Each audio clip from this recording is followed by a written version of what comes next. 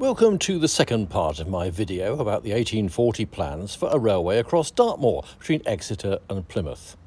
Last time we left the railway plans at Lower Cherrybrook Bridge, where the railway was going to cross the Ashburton to Two Bridges Road. So let's pick up the story from there.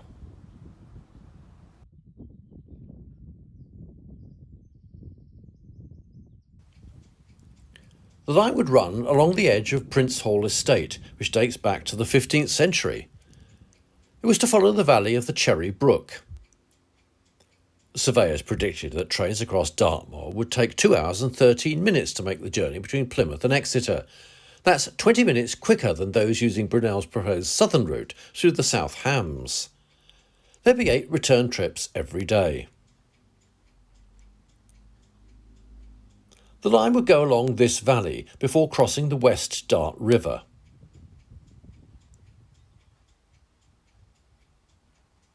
The engineer, James Rendell, wanted to go across the centre of Dartmoor to avoid expensive river crossings. He thought bridging the River Dart here would be a lot cheaper than crossing the much wider estuary near Dartmouth, as proposed by Brunel in 1836.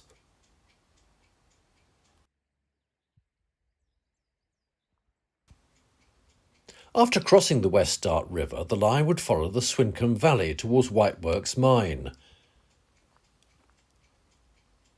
Rendell tried to answer worries about the isolated nature of the planned line by saying he hoped it would pave the way for industry and farming to develop on the moor, and stating that other lines, like the London and Southampton, had been successfully constructed across similarly deserted territory.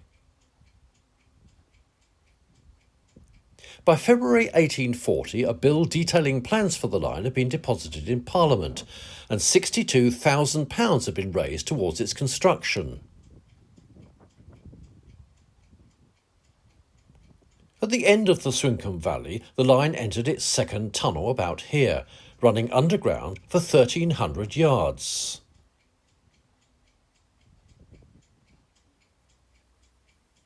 This area was chosen for tunnelling because the geology was well known, as there were numerous mines around here, like this one at Whiteworks.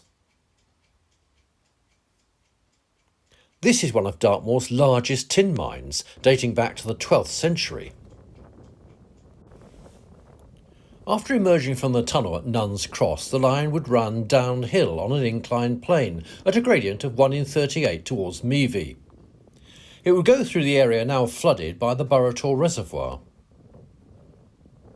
Trains towards Plymouth would freewheel down this slope, while those coming up would be hauled by ropes attached to water wheels. The water wheels would be powered by 2 reservoirs. One of them would be made by flooding the Blackabrook Valley, that's to the east of Dartmoor Prison near Princetown.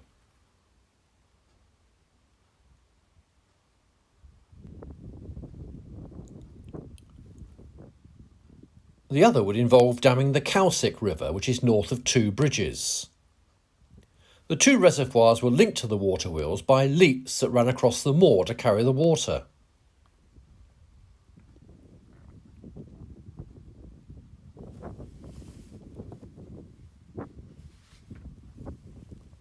The inclined plane from Nuns Cross ran between Leathertor and Sheep's Tor and passed through the valley now flooded by the Burrator Reservoir, which was opened in 1898.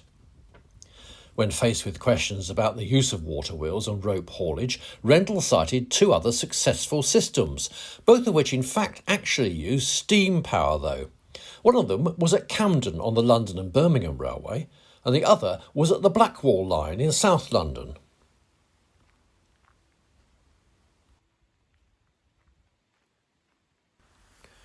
From here, the plan was for the line to follow the river valley on down towards the village of Meavy. It would run slightly to the north of the village, behind the church, before continuing towards Yelverton.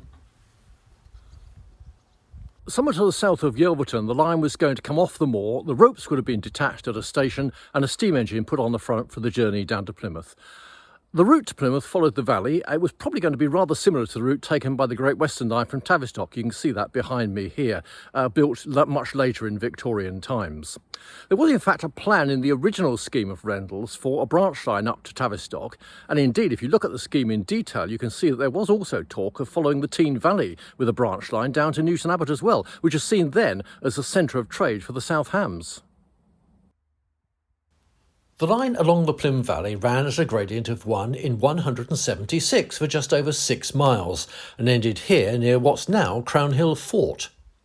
From here, another inclined plane took the trains 1.7 miles through Malladon and the Hounscombe Valley to a terminus here near Pennycumquick at a gradient of 1 in 33. Trains on this inclined plane were hauled by rope, but this time powered by 2 stationary 60 horsepower steam engines. In the end, Rendle's Dartmoor railway plan remained just that, a plan. The sums simply didn't add up. The line was surveyed but never built, and it was this man Brunel who won the day. A revised version of his 1836 plan was built here along the ex-estuary. Rather than crossing the Tean and the Dart near Teignmouth and Ditcham, Brunel did learn something from Rendle, amending his plan to take a more inland route, crossing the rivers away from the wide estuaries at Newton Abbot and Totnes.